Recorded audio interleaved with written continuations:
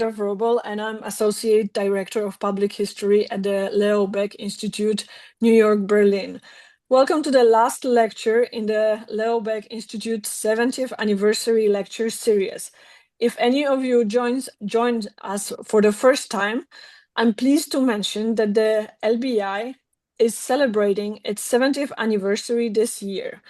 As part of the celebrations, LBI has launched a special series of 7 lectures, each exploring one key theme in German Jewish history through the lens of evolving historiography. Starting in May 2025 and continuing in the next months, we've discussed so far topics like politics, early modern, religion, migration, economy, and the last month, Austria. In each lecture, we've asked a question, how the way we write and understand history has transformed over time. Today's topic is gender, and our speaker is Professor Deborah Hertz. Deborah Hertz received a PhD in history at the University of Minnesota in 1979. She's currently the Herman Wouk Chair in Modern Jewish Studies at the University of California at San Diego. She taught at the State University of New York at Binghamton and Sarah Lawrence College before coming to UCSD in 2004. She is taught as a visiting professor at Harvard University, the Hebrew University, and Tel Aviv University. Her 2 major books are Jewish High Society in Old Regime Berlin and How Jews Became Germans, The History of Conversion and Assimilation in Berlin. Both were published by Yale University Press, and both were translated into German. She's currently finishing a book called Visionaries, Lovers, and Mothers, Jewish Women from Conspiracy to Kibbutz. And I will also mention that Deborah has been a close friend of LBI New York for many years, and I hope there will be time in the lecture where she can tell us a little bit how the relationship started and evolved over the years. And I would also like to remind you that after the lecture, there will be time for Q&A. If you would like to ask a question, please write them in the Q&A box. I would also like to mention that only questions directly related to the topic of the lecture will be answered in the Q&A part. And now, Deborah, please, the microphone and the Zoom is yours. Okay. All right. Welcome, everyone. I'm going to start sharing my slideshow, I hope.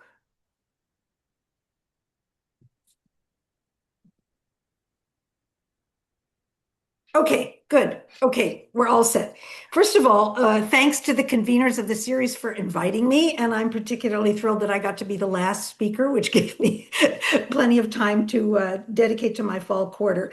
It's been a very stressful time at the university, stressful to be Jewish, stressful to be Israeli, stressful to live in Gaza. All of those of us who teach Holocaust and German Jewish history are hyper aware of the parallels between what's happening in contemporary America. Sometimes historical research is an escape from the distresses of the present, and sometimes it's a frightening and possible foreshadowing of present and future dilemmas. Magda mentioned my relationship to the LBI. I've had a huge debt to the LBI. I was indebted from the moment that I came across, and I'm going to hopefully move down one slide. And Deborah, would you like to maybe make the full picture of the slides so that if somebody is following us, slideshow. Yeah, I know how to do that. Yes, from the beginning. Okay, perfect. Better? Okay. Perfect. Now I just have to be able to move 1 second here. There we go. Okay, good. From the moment that I walked into the Givat Ram Hebrew University Judaica reading room back in 1970, it was then that I came across the Hannah Arendt biography of Rahel Varnhagen, which you see on the left here, another picture of a book about Hannah Arendt, but a picture of a book about Rahel Varnhagen with a picture of Hannah Arendt. It would take me years to really understand what Arendt was doing in that project. So before I get started on talking about three particular women that I'm going to focus on today, I want to make some general comments about gender. So it all began with women's history. And here we see in the picture my dear friend and colleague Marian Kaplan with her wonderful book, The Jewish Feminist Movement in Germany. So in the period that we began doing women's history research in the 1970s, the focus was on women worthies, women who were admirable, women who were inspiring. But by the 1980s, a women worthy approach was augmented by a much different approach. And here we see Claudia Kuntz and Mothers in the Fatherland. So that was a project that was kind of the opposite of women worthies. That was a way to study, as it were, evil or disturbing fascist women and why they were drawn to the Nazi project. This was a huge expansion of the Women's History Project. Now, another expansion of the Women's History Project was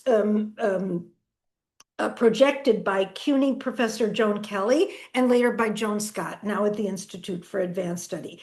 They both argued that women's lives could help us delineate big historical periods. This is where the notion of gender history emerged for the first time.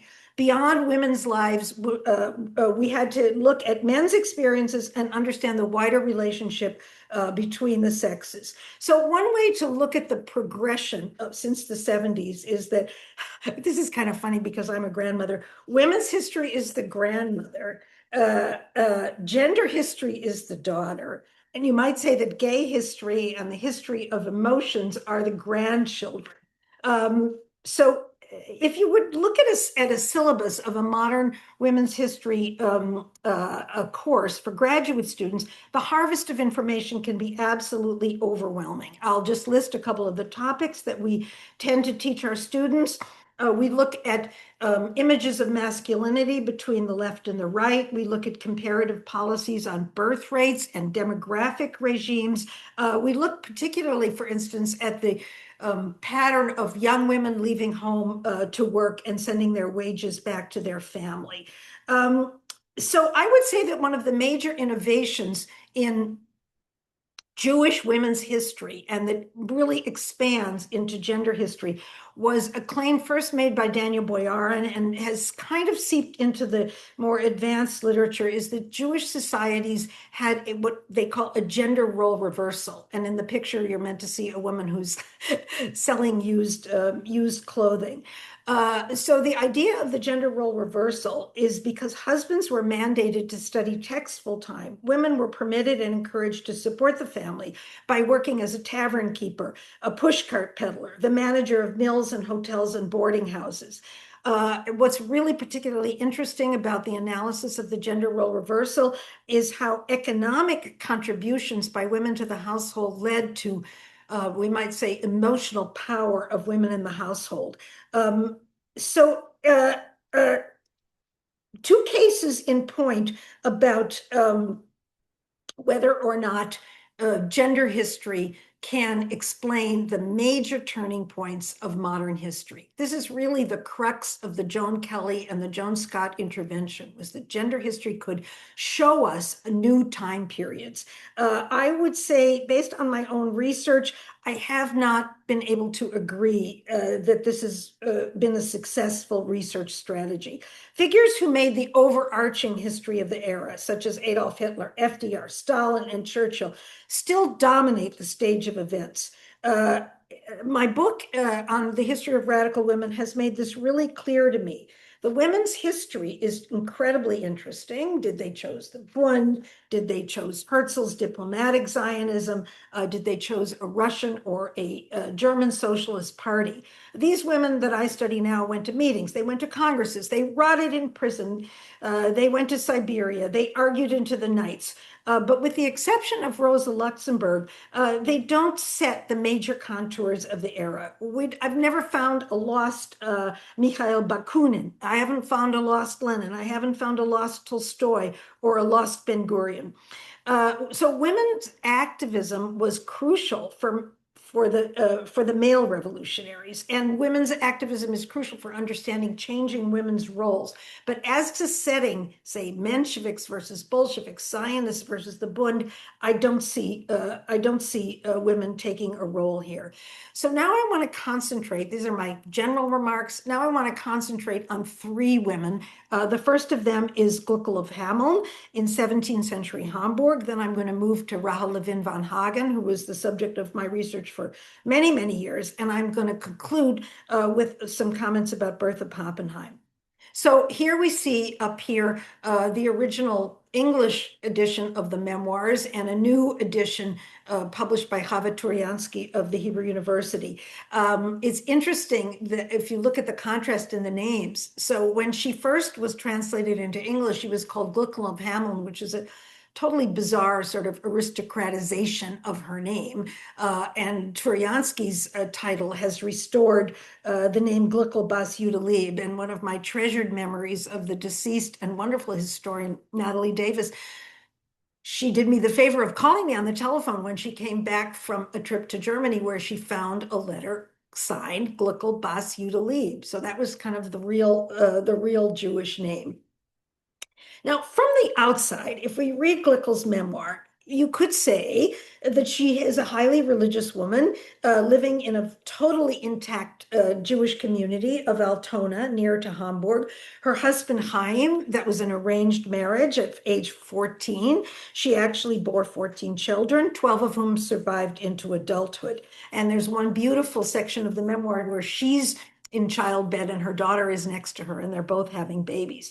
Now, the memoir is amazing because of the wonderful detail she provides as she travels around Germany. There is no Germany, but the Germanic lands, selling seed pearls and supervising a workshop for making clothing in her home. She waxes so proud about how her husband Chaim relies on her for her business acumen. Now, one of the things that's the most fascinating that brings us a bit into gender history is how her business knowledge allows her to be the matchmaker for her own children. So she goes on trips, she meets with potential husbands and potential brides for her children, and she goes into the details of whether they are telling the truth about how much money they actually have. In this tiny but crucial detail, we see the family consequences of the gender role reversal. The power of the wife comes from her economic role. Now, this reading of Gluckel of Hameln's memoirs is a marvelous recapture that allows us to see into what I would call the deep structures of the business wife value system. So one way to look at it is she's trapped in an oppressive marriage situation, but another way to read it is that that marriage situation in that time period with the gender role reversal gives her an opportunity to be really very emancipated. I'm now going to turn to Rahel Levin van Hagen van Enze. She has all of those names. And I was lucky to find this morning on the internet, Google Images, this wonderful image of her on my left. Maybe she's on your right, which is a very rare picture of her as a young girl. And then I've chosen what I consider to be a very good looking picture of her for her adulthood. So she's born 57 years, only 57 years after Gluckel of Hameln dies, but she finds a pathway to emancipation that is quite extraordinary for the 18th century. We notice that she was not a court Jew. She was not an Oppenheimer. She was not a Rothschild. Her dowry, for instance, is $20,000, which was a sizable but not overwhelming dowry. Radical assimilation in the setting of old regime Berlin was made possible by both economic and intellectual shifts in the secular society. So when we study Jewish women, we have to study the women themselves and their opportunities. We have to study the world in which they had particular opportunities. Now, most people who begin studying the Enlightenment would say, oh, the Enlightenment and philo-Semitism, that was all French. But in fact, we see a strong progressive impulse in the Prussian setting. At the same time, there's a shift in the economic stability of the nobility, and they don't manage their estates very well into modernity. They have a financial crisis, and marriage to a wealthy Jewish woman could be a useful solution to these dilemmas. And in my book, Jewish High Society, I really tried to balance a deep economic analysis of the transactional relationships and contrast it and illuminate it by the intellectual and cultural aspects of their lives, which has hitherto absorbed all the attention. Now, Rahel Levin did not marry at the appropriate age. We don't exactly know why, but she did learn German. Her native tongue was Yiddish, and she and a small cohort of Jewish teen girls find what I call a tiny pathway into Christian intellectual society. So a salon was a very evanescent, very fleeting, very unstable institution.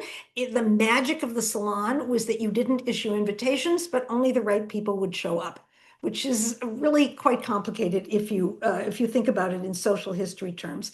Now, Rahel Levin's family was not opposed to her assimilation, and in interesting contrast to Heinrich Heine, who also said, you know, everybody wants me to convert, everybody in my family. So recent research suggests she's not really rebelling against her family. But history was not kind to the project of a philo-Semitic Jewish-led salon. Napoleon's troops conquer Prussia in 1806, and for the next years, Prussia and other places in Germany suffer under the French occupation. Now, this is highly relevant to Jewish emancipation because the paradox was that Napoleon and the French were positive about Jewish emancipation, which meant that if you were going to be philo-Semitic and pro-Jewish assimilation in the German setting, you would be in a way siding with your oppressor regime. It was a difficult situation, and that really did not change for at least a century. So one way to look then at the achievements of Rahel Levin von Hagen is a classic example of the maxim from the time: to the individual Jew, everything; to the Jewish people, nothing. So it's a kind of a dim prospect for Jews in general, but a very exciting situation for this handful of Jewish women who found this avenue.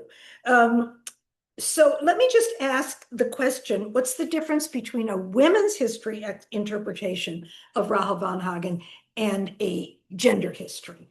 The women's history model suggests that we look at institutions, the Jewish institutions, the secular institutions, and the various costs of emancipation for the individual.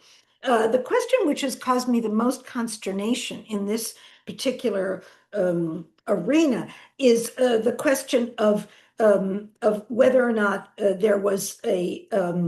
whether there was self-hate involved. So if we look very, very closely, we see examples of the anti-Semitism that was suffered by these women. For instance, they always invited the Christians to their home. They almost never get a reverse invitation. So should we see them as obsessed with obsequious integration, or should we see them as very, very stubborn, very prideful, and aware of that there would be a backlash, and that if they were going to mix in mixed elite society, would be the cost? Now, what about the question of the wider society, the gender history perspective? So here we have to look at the transactional situation of the marriages. So they had to convert in order to intermarry because there is no civil marriage. And when I wrote my book, Jewish High Society, and also in my book, How Jews Became Germans, I used records assembled in the Nazi period from Jewish baptismal records to show that there was, in fact, a greater number of women converting and intermarrying. So they were not completely unique. Now, why were the women particularly able to intermarry? That has to do with a situation where women were lower, Jewish women were lower, and if you're a Christian family and you want the, as it were, the access to the Jewish wealth, you take a woman into your family rather than taking a son into your family. That way, her last name is obscured, and she's lower than the man in the marriage situation.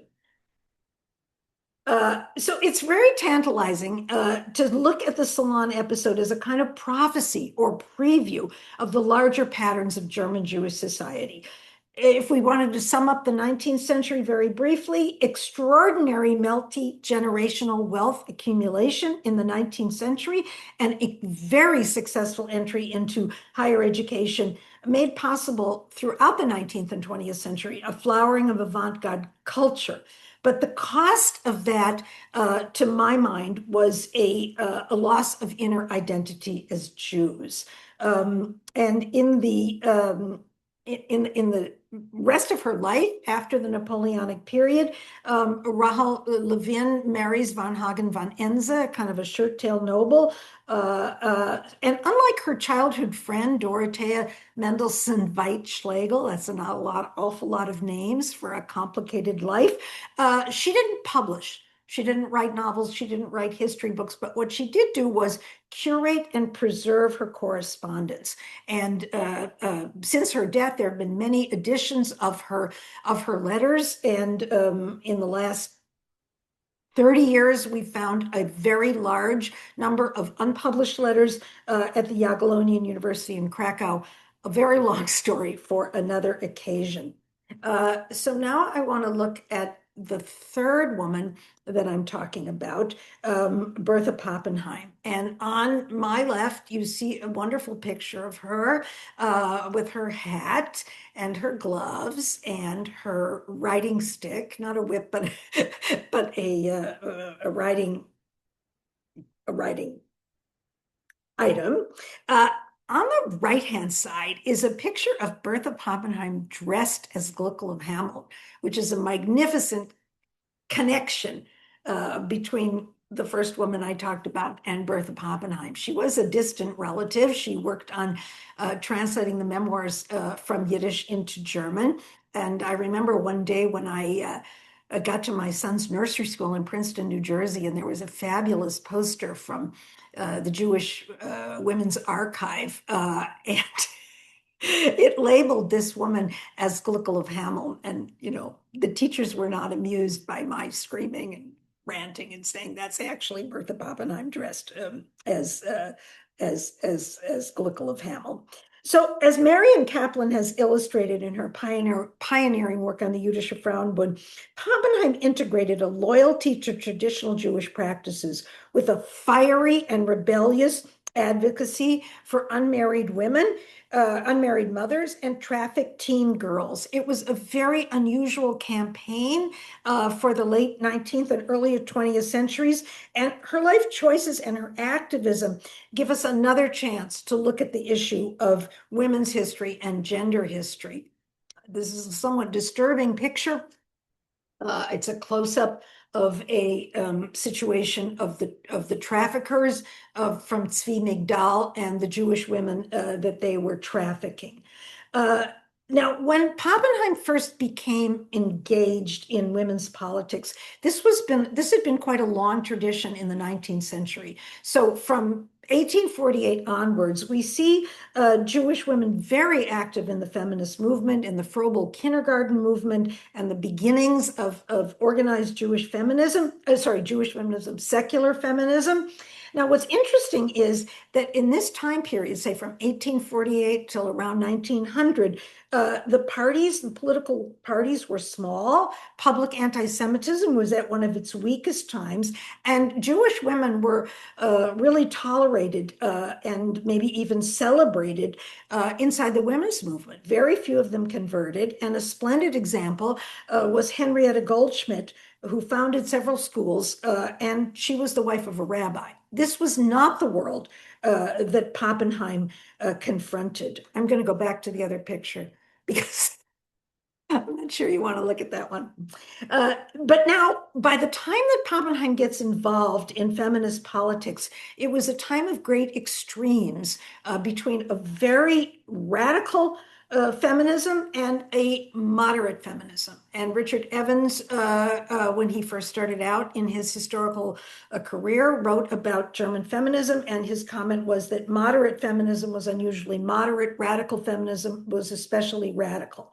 Now, the radical feminists were fighting for universal suffrage, the right to abortion, and birth control, and very concerned with the rights of single women. We have a fascinating organization in Germany that we don't see in other countries called the Bund für Mutterschutz, which was made up of psychiatrists and social workers who were concerned about single women.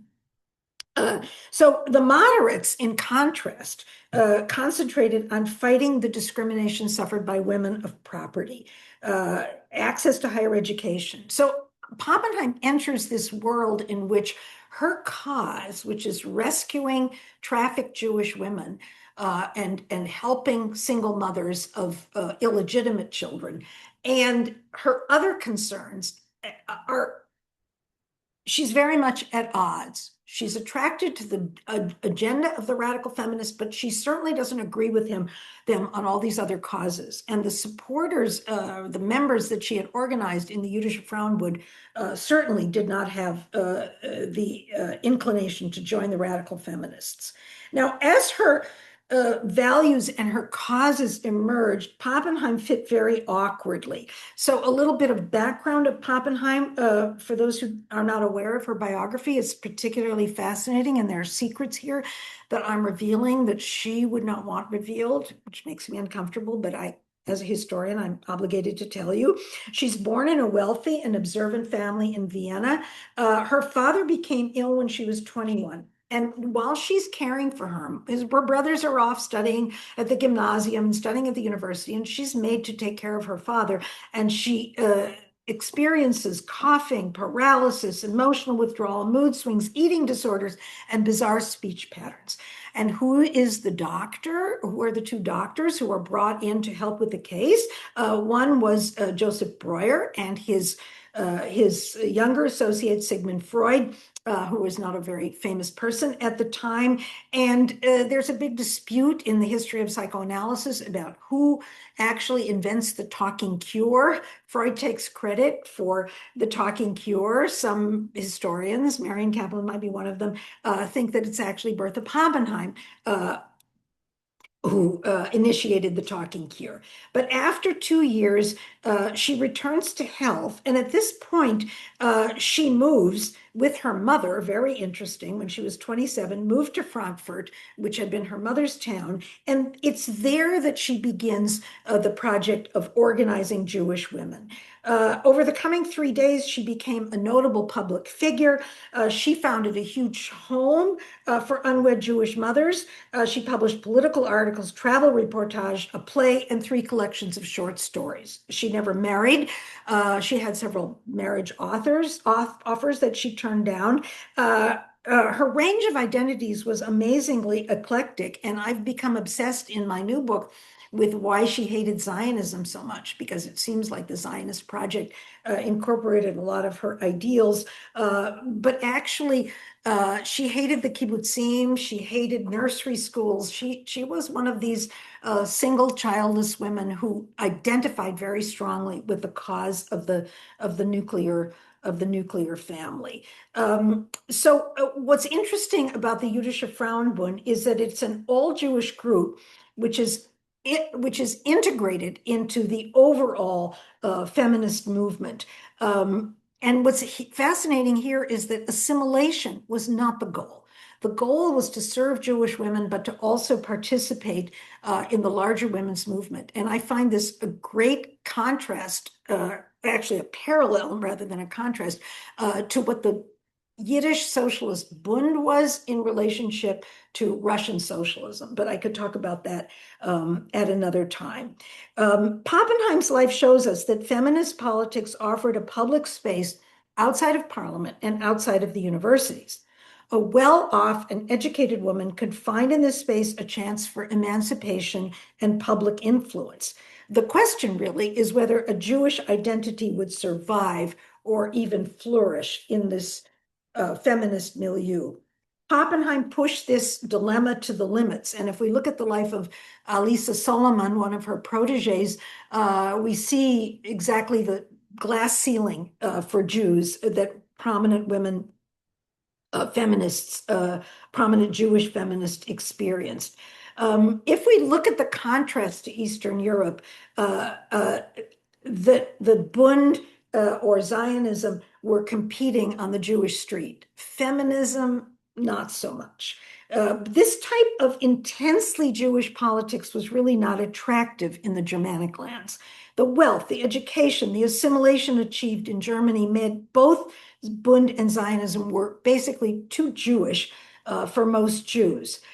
Because of the drop in the Jewish birth rate, huge contrast. In Germany, they're having 1 to 2 children, Jewish mothers, and in Eastern Europe, they're continuing to have 9, 10, 11 children who, because of good medical care, actually survive. And if you hadn't had a massive exodus to the United States and a trickle to Palestine, beginning in around 1880, the descent into poverty in Eastern Europe would have been even more extreme.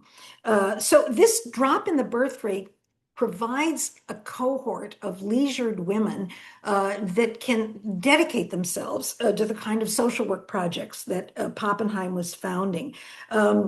But I'll go to this picture.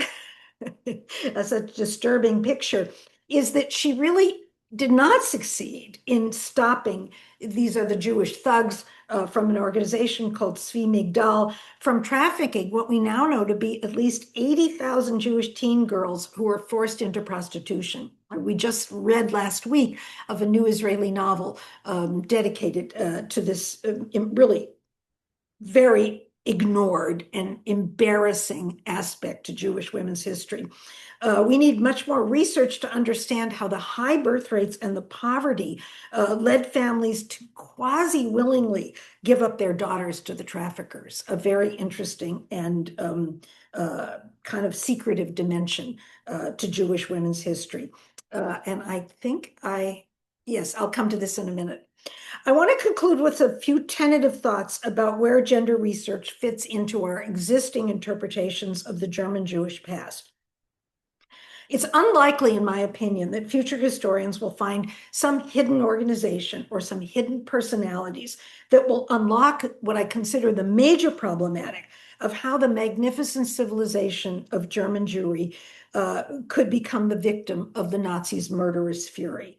Because even though we know very well that the Holocaust numbers of dead were mainly from Eastern Europe, we also know that the project itself was dreamed up inside of Germany. Gender conflicts were certainly present in Imperial Germany, in Weimar Germany, and certainly in the Nazi era.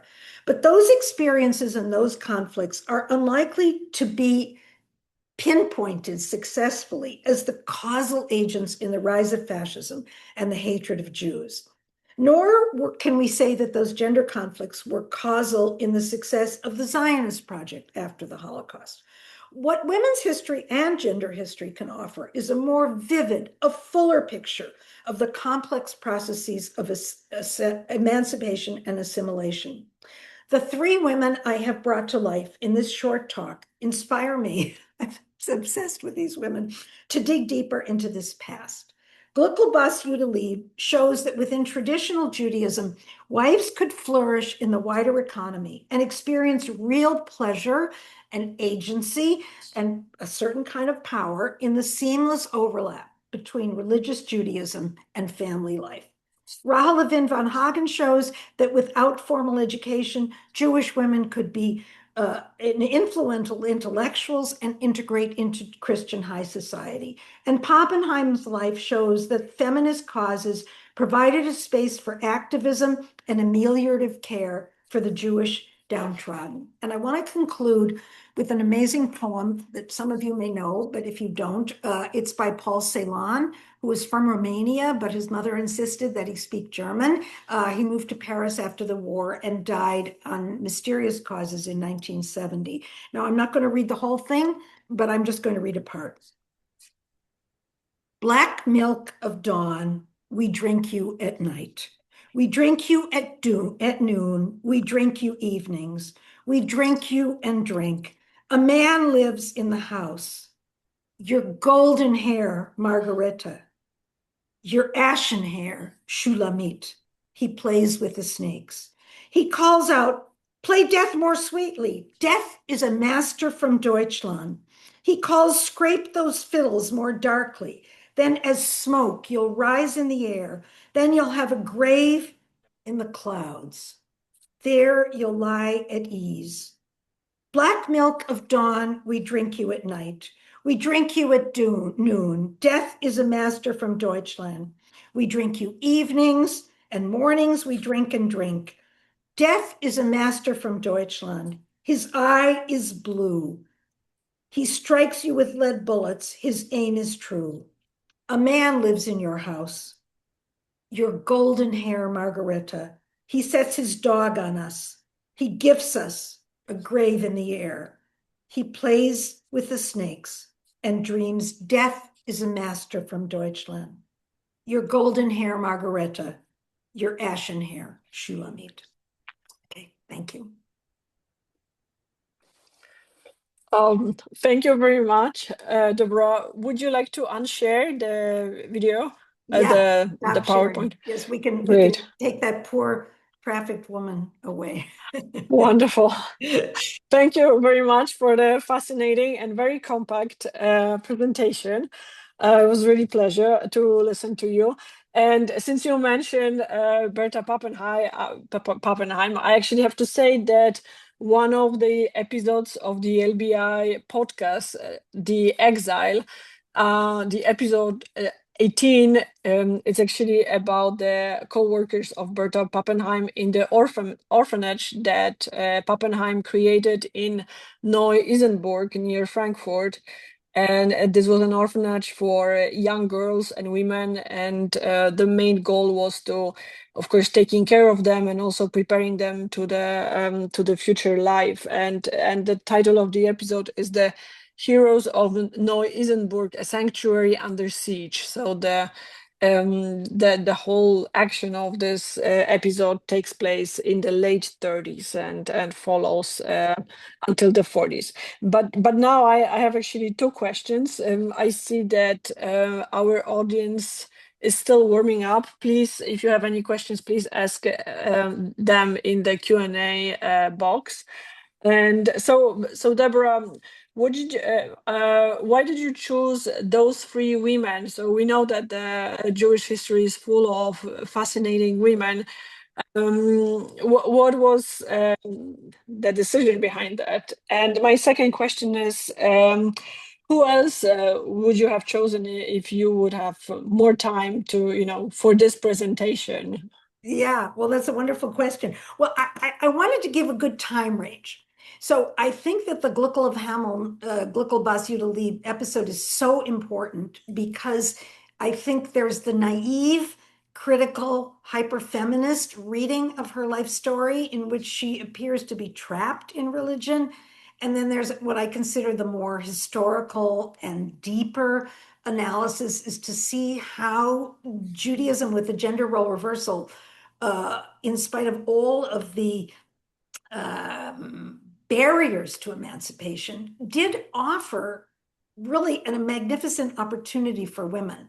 And so I wanted to put her in for that reason. And then, of course, the very short amount of time between her death and Rahel Levin von Hagen's birth really fascinated me. That what I would consider to be a really positive traditional experience of Glickel Lieb was completely rejected by Rahel Levin von Hagen. If I, could talk to her and I could say, you suffered so much as a single woman. You suffered so much in your attempt to assimilate. Wouldn't it have been better? And here I'm particularly interested in a woman named Amalia Bear, who I thought of putting in here, who was a peer of Rahel Levin von Hagen's, but much, much richer. And Amalia Bear, in her home, she and her husband have the first Reform temple really not in Europe, because Amsterdam comes a little bit before, but certainly in the Germanic lands. So I wondered, why was it that Amalia Bear could be sort of the daughter of Gluckel of Hamel in the sense that she was living a very Jewish life, and Rahel Levin von Hagen could not? And so I came to certain conclusions about that if you had a huge amount of money and you had huge influence, you could somewhat stay Jewish. But if you were down on the economic hierarchy, that opportunity was really not available to you because you didn't have a big enough house to have, 400 Berlin Jews come to pray. Now, the other women that I could have I could have put in here, one would be Fanny Lewald, who's a marvelous novelist and memoirist from the middle of the 19th and into the later 19th century. She's particularly interesting uh, because she's weighing the question of whether or not to convert and whether conversion is necessary for her integration. And yeah, she's a fascinating figure. Another woman that I could have put in here, but I don't really, yeah, I could have put her in here, is Rosa Luxemburg, because Rosa Luxemburg probably has a greater fame value than most of the Jewish women that we discuss. And she's not born in Germany. She's born in Zamość, Poland, but she comes to Germany in 1898, and she is only interested in German social democracy. So everything that we've talked about here, traditional Jewish marriage, emancipation through writing, emancipation through intermarriage, none of those are interesting to Rosa Luxemburg. What's interesting to her is that inside of German social democracy, she could achieve a kind of a assimilation without converting. And she's also interesting because she's a very unhappy single woman. But I'd be happy to talk more about Rosa Luxemburg. So when I was listening to your lecture, I was actually also thinking about Fanny Mendelssohn, the sister of Felix Mendelssohn, and the daughter of another Mendelssohn, and from the famous Mendelssohn family. I was wondering how her life is actually linked to this to those stories, and Oh, thank because we you. know that she's supposed to be very talented, but of course nowadays very few people know her, and this is there is a reason for that, and perhaps her brother is one of the reasons. Oh, I love that question. I'm obsessed with Fanny Mendelssohn, actually. She's the granddaughter of Moses Mendelssohn. Her brother is chosen by the family to be the Wunderkind, the Mozart, the child prodigy. And the family's extremely invested in Felix's career. And to just give a small critique of Abraham Mendelssohn as a philanthropic, proud father. When Felix is turned down to be the director of the Sing Academy, I think it's 1833, Abraham is outraged. He's given all of this money to this institution. Sarah Levy, who was an Itzig daughter, had participated in it, and he basically tells his son to leave Germany or leave Berlin and go to Leipzig because the Sing Academy is appointing a Christian instead of him. It's a very heavy-handed philanthropic decision, and I don't know how well it sat with the cultured Jews of Berlin who were following this. As to Fanny, her father Abraham forbids her to perform in public. The contrast is to Clara Schumann, who came from a modest family and whose father promotes her musical career, and Fanny is not allowed to be Clara Schumann, but instead they offer her their garden, and the garden could fit several hundred people to have a musical salon. So this is a perfect example of how a Jewish woman is provided by her family with a magnificent cultural situation that she hasn't really earned. in the sense that Clara Schumann has to perform, people have to come to her concerts, the critics have to think she's a great pianist. And Fanny Mendelssohn Hensel was very, very talented, but her talents are, on the one hand, you could say suppressed by her father, but on the other hand, amplified, but in this very private public setting of her concerts. Great. And now we have a question from public. So would the trends you describe have applied also to Viennese Jews as well? And if so, would bourgeois Jewish women born around 1900 have been aware of the tension between the radical and moderate feminist movements? Do you have resources to recommend that would give insight into that? The Yeah, question is also in the Q&A. yeah, that's a Okay. difficult question. That's not so easy. Well, the key person is Fanny von Arnstein. So she is an Itzig. She's married in an arranged marriage to extremely wealthy, what's his first name? Von Arnstein. She has a salon. Her salon is completely different than the Berlin salons. It's a huge,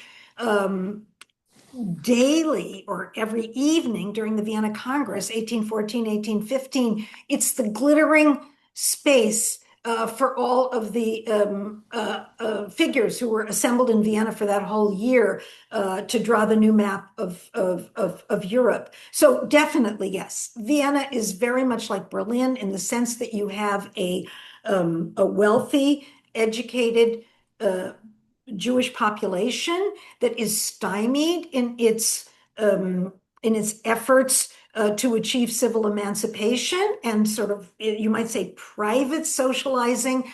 The private world of the salon, in some senses, substitutes for civil emancipation. I'd say a big difference in the Vienna setting is that wealthy Jews in Vienna enter the military and receive ennoblements more than in Prussia. And that makes a big difference because that creates in the 19th century creates a way, I would say, to be a wealthy, important a Jewish figure without converting and therefore without necessarily intermarrying. And we have a lot of research on intermarriage and conversion in the Vienna setting. Another difference is that in the Vienna setting, if you're going to leave Judaism, the place you would arrive at, you would think would be Catholicism, right? That's,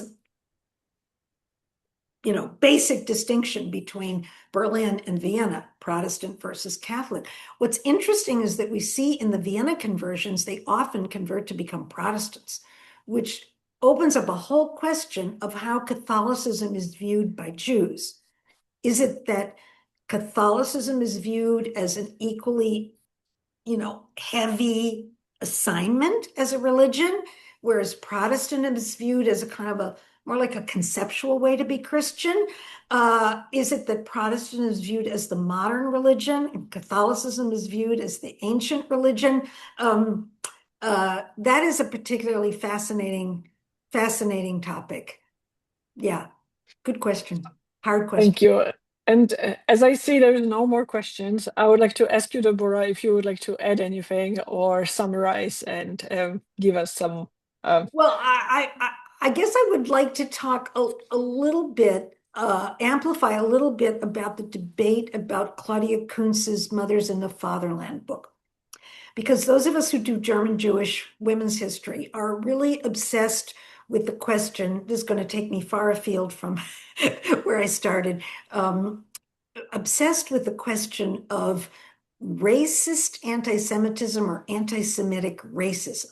This sounds like one of those typical academic conversations, which no one but an academic could quite follow, but it has to do with whether anti-Semitism was the basic way that Jewish women were excluded in the Nazi system, or whether it's anti-Semitism, but basically anti-women's work, anti-women's emancipation, women wanting to be mothers. And what Claudia Kuntz offered us was this very detailed portrait of why Aryan women wanted to be Nazis. And this brought her into a very touchy subject because I would say in the history of Nazi Germany, we are very accustomed to the idea that there were these. I just finished teaching a whole quarter of Holocaust, and we're accustomed, really, I think, in the dominant thinking that the Nazis were deranged people. They were thugs, they were outliers, they came out of the margins of society, and just how it is that they hoodwinked the German people and their willing executioners in Eastern Europe to participate in the Holocaust then is the research topic. What Kunz's book shows us, and I used to tease Claudia about this, that even the cat was guilty, that if you look into something like the good German home, the mother of 10 children, that actually we see a kind of female agency advocating for what the fascists were offering. Now, that's very disturbing because most of us would look at what the achievements of women in the Weimar Republic, abortion, education, and work roles, and think of everything that happened in the Nazi period as being a descent into, a kind of motherhood regime that was very bad for women. But what Kuntz opens us up to is this idea, really, that this is what the many of the women seem to have wanted. And this is an example of where women's history can take us in a place that we're not used to going in, because it will shatter the divisions that we have of simplistic divisions of who became affiliated with a particular regime or a particular party, and really bring us into women's agency for movements that we consider very negative. But if we don't face that, then we're not really writing a history that is useful, I would say, for the present. Thank you, Deborah, so much. And I would also like to thank our audience for joining us today. Uh, Also, an information, this series, the Lunchtime series, will continue next year in a slightly different version. The overarching topic for the next year will be migration in the German Jewish history. And it will, so expect some information in the early 2026. And thank you very much. Happy Hanukkah to everybody. And bye. Stay tuned. Bye. Okay, it's still early in California, so I can go on to the rest of my day. Okay, thank you. Thank you, Deborah. Bye. Bye bye.